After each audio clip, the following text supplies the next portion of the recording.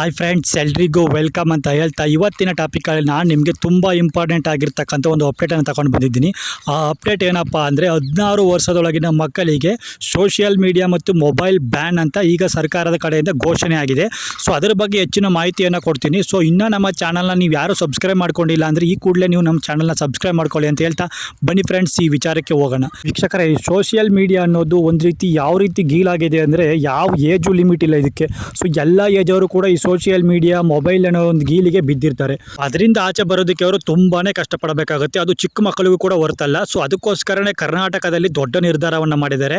ಇನ್ನು ಮುಂದೆ 16 ವರ್ಷದೊಳಗಿನ ಮಕ್ಕಳಿಗೆ ಮೊಬೈಲ್ ಮತ್ತು ಸೋಷಿಯಲ್ ಮೀಡಿಯಾಗಳನ್ನು ಬ್ಯಾನ್ ಅಂತ ಕರ್ನಾಟಕದ ಬಜೆಟ್ 2026ನಲ್ಲಿ ಈ ಒಂದು ವಿಷಯವನ್ನು ಚರ್ಚೆಯಾಗಿ ಸೇರಿಸಿದ್ದಾರೆ ಮತ್ತು ಇದನ್ನು ಜಾರಿ ಬರುವಂತೆ ಕೂಡ ಮಾಡಿದ್ದಾರೆ.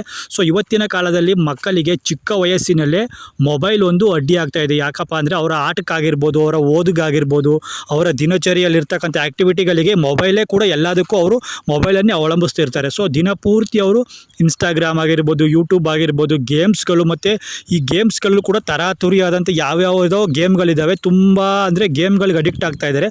ಸೊ ಈ ಗೇಮ್ಗಳಲ್ಲಿ ಏನಪ್ಪ ಅಂದರೆ ಕೆಲವರು ಮೆಂಟಲಿ ಮತ್ತು ಫಿಸಿಕಲಿ ಮತ್ತು ಯಾವುದೇ ರೀತಿಯಲ್ಲೂ ಕೂಡ ಅವರ ಮೆಂಟಲ್ ಶಕ್ತಿ ಕೊಡೋ ಎಲ್ಲ ರೀತಿಯಲ್ಲೂ ಕುಂದಿಸುವಂಥ ಗೇಮ್ಗಳು ಕೂಡ ತುಂಬ ಈಗ ಮಾರ್ಕೆಟಲ್ಲಿ ಇದ್ದಾವೆ. ಸೊ ಇದೆಲ್ಲ ಕೂಡ ಮಕ್ಕಳ ಬೆಳವಣಿಗೆಗೆ ಆಗಿರ್ಬೋದು, ಮಕ್ಕಳ ಒಂದು ಓದಿಗೆ ಆಗಿರ್ಬೋದು, ಮಕ್ಕಳ ಮಾನಸಿಕ ಸ್ಥಿತಿಗೂ ಕೂಡ ತುಂಬಾ ಒಂದು ಪ್ರಭಾವವನ್ನು ಬೀರ್ತಾ ಇತ್ತು. ಇತ್ತೀಚಿನ ದಿನಗಳಲ್ಲಂತೂ ಇದು ಸಾವು ಮತ್ತು ನೋವುಗಳು ಕೂಡ ಜಾಸ್ತಿ ಆಗ್ತಾ ಇತ್ತು. ಎಷ್ಟೋ ಮಕ್ಕಳು ಆತ್ಮಹತ್ಯೆ ಕೂಡ ಮಾಡ್ಕೋತಾ ಇದ್ರು. ಸೊ ಇದನ್ನೆಲ್ಲ ಮನಗಂಡಿದ್ದಂಥ ನಮ್ಮ ಸರ್ಕಾರ ಆಗಿರ್ಬೋದು, ಬೇರೆ ಒಂದು ರಾಜ್ಯಗಳಾಗಿರ್ಬೋದು, ಇದೇ ಒಂದು ಆಲೋಚನೆಯಲ್ಲಿ ಇದ್ವು. ಸೊ ಆದರೆ ನಮ್ಮ ಸರ್ಕಾರ ಕೂಡ ಈಗ ಕಾಂಗ್ರೆಸ್ ಸರ್ಕಾರ ಬಂದಿದೆಯಲ್ಲ, ಈ ಒಂದು ಸರ್ಕಾರ ಬಜೆಟಲ್ಲಿ 16 ವರ್ಷದೊಳಗಿನ ಮಕ್ಕಳಿಗೆ ಮೊಬೈಲ್ ಮತ್ತು ಸೋಷಿಯಲ್ ಮೀಡಿಯಾಗಳನ್ನು ಬ್ಯಾನ್ ಮಾಡಬೇಕು ಅಂತ ಒಂದು ದೊಡ್ಡ ನಿರ್ಧಾರವನ್ನು ತೆಗೆದುಕೊಂಡಿದ್ದಾರೆ. ಈ ಒಂದು ನಿರ್ಧಾರ ನಿಜಕ್ಕೂ ಒಂದು ರೀತಿ ಶ್ಲಾಘನೀಯ ಅಂತಲೇ ಹೇಳ್ಬೋದು. ಒಂದು ನಿರ್ಧಾರದಿಂದ ಏನೇನು ಬದಲಾವಣೆ ಆಗ್ಬೋದಪ್ಪ ಅಂದರೆ ಮಕ್ಕಳು ಓದಿನ ಮೇಲೆ ಹೆಚ್ಚು ಗಮನ ಕೊಡ್ಬೋದು, ಮತ್ತು ಮೊಬೈಲ್ ಅಡಿಕ್ಷನ್ ಕೂಡ ಕಡಿಮೆ ಆಗ್ಬೋದು, ಮತ್ತು ಅವರ ಮಾನಸಿಕ ಆರೋಗ್ಯ ಕೂಡ ಉತ್ತಮವಾಗ್ಬೋದು. ಸೊ ಇದೆಲ್ಲ ಒಂದು ಮಾನಸಿಕ ಆರೋಗ್ಯದ ಮೇಲೆ ಪ್ರಭಾವ ಬೀರ್ತಿರೋದ್ರಿಂದ ಈ ಒಂದು ಮೊಬೈಲ್ ಹುಚ್ಚನ್ನು ಅವರು ಕಡಿಮೆ ಮಾಡಿದ್ರೆ, ಸೋಷಿಯಲ್ ಮೀಡಿಯಾನ ಕಡಿಮೆ ಮಾಡಿದ್ರೆ ಅವರಿಗೆ ಮಾನಸಿಕ ಆರೋಗ್ಯ ಕೂಡ ಉತ್ತಮವಾಗುತ್ತೆ.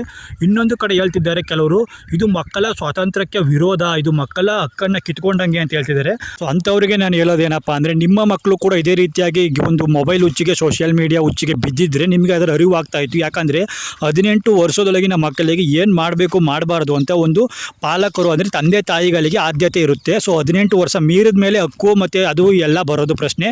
18 ವರ್ಷದೊಳಗಿನ ಮಕ್ಕಳಿಗೆ ಯಾವುದೇ ರೀತಿಯಲ್ಲೂ ಅಡ್ಡಿ ಆಗಲ್ಲ, ಇದು ಯಾವುದೇ ರೀತಿಯಲ್ಲೂ ರಕ್ಕಲ್ಲ. ಯಾಕಂದರೆ ಸೋಷಿಯಲ್ ಮೀಡಿಯಾದಲ್ಲಿ ಇತ್ತೀಚೆಗೆ ಬರ್ತಿರ್ತಕ್ಕಂಥ ಪೋಸ್ಟ್ ಆಗಿರ್ಬೋದು, ಫೋಟೋಸ್ ಆಗಿರ್ಬೋದು, ಅಶ್ಲೀಲತೆ ಎಷ್ಟಿದೆಯಪ್ಪ ಅಂದರೆ ಬಟ್ಟೆ ಬದಲಾಯಿಸೋದು ಕೂಡ ಸೋಷಿಯಲ್ ಮೀಡಿಯಾದಲ್ಲೇ ಮಾಡ್ತಿದ್ದಾರೆ, ಬಟ್ಟೆ ಹಾಕೊಳ್ಳೋದು ಕೂಡ ಸೋಷಿಯಲ್ ಮೀಡಿಯಾದಲ್ಲೇ ಮಾಡ್ತಿದ್ದಾರೆ. ಇದನ್ನೆಲ್ಲ ಮಕ್ಕಳು ನೋಡಿದಾಗ ಅವರ ಮಾನಸಿಕ ಸ್ಥಿತಿ ಏನಾಗ್ಬೋದು, ಅವರ ಮಾನಸಿಕ ಸ್ಥಿತಿ ಜೊತೆಗೆ ಅವರ ಮನಸ್ಸಿನ ಭಾವನೆಗಳೇನಾಗ್ಬೋದು, 16 ವರ್ಷದ ಮಕ್ಕಳಲ್ಲಿ ಯಾವ ರೀತಿ ಪ್ರಭಾವವನ್ನು ಬೀರ್ಬೋದು ಅನ್ನೋದನ್ನು ಕೂಡ ನಾವು ಯೋಚನೆ ಮಾಡಬೇಕಾಗುತ್ತೆ. ಯಾಕಂದರೆ ಸೋಷಿಯಲ್ ಮೀಡಿಯಾ ಅಂದರೆ ಬರೀ ಮಾಹಿತಿಯನ್ನು ಹಂಚೋದಾಗಿಲ್ಲ, ಈಗ ಎಲ್ಲ ರೀತಿಯಲ್ಲೂ ಹಂಚೋದಾಗಿದೆ, ಎಲ್ಲ ರೀತಿಯಲ್ಲೂ ಬಿಚ್ಚೋದಾಗಿದೆ. ಸೊ ಇದರಿಂದಾಗಿ ಸೋಷಿಯಲ್ ಮೀಡಿಯಾದಲ್ಲಿ ಎಲ್ಲ ಬರೋದನ್ನು ಮಕ್ಕಳು ನೋಡಿದಾಗ 16 ವರ್ಷದವರೆಗಿನ ಮಕ್ಕಳಿಗೆ ಅವರಿಗೆ ಆಗಲೇ ಆಲೋಚನೆಗಳು ಬೇರೆ ರೀತಿಯಾಗಿ ಬರ್ಬೋದು. ಇದು ಮಕ್ಕಳ ಮನಸ್ಸಿನ ಮೇಲೂ ಕೂಡ ಪ್ರಭಾವ ಬೀರ್ಬೋದು. ಸೊ ಇದನ್ನು ಕೂಡ ಸರ್ಕಾರದ ಕಡೆಯಿಂದ ನಾವು ಆಲೋಚನೆ ಮಾಡಬೇಕಾಗುತ್ತೆ. ಈ ಒಂದು ವಿಚಾರವನ್ನು ನಾವು ಆಲೋಚನೆ ಮಾಡಿದರೆ 16 ವರ್ಷದವರೆಗಿನ ಮಕ್ಕಳಿಗೆ ಮೊಬೈಲನ್ನು ಬ್ಯಾನ್ ಮಾಡಿರೋದು ನಿಜಕ್ಕೂ ಒಂದು ರೀತಿ ದೊಡ್ಡ ನಿರ್ಧಾರ ಅಂತಲೇ ಹೇಳ್ಬೋದು.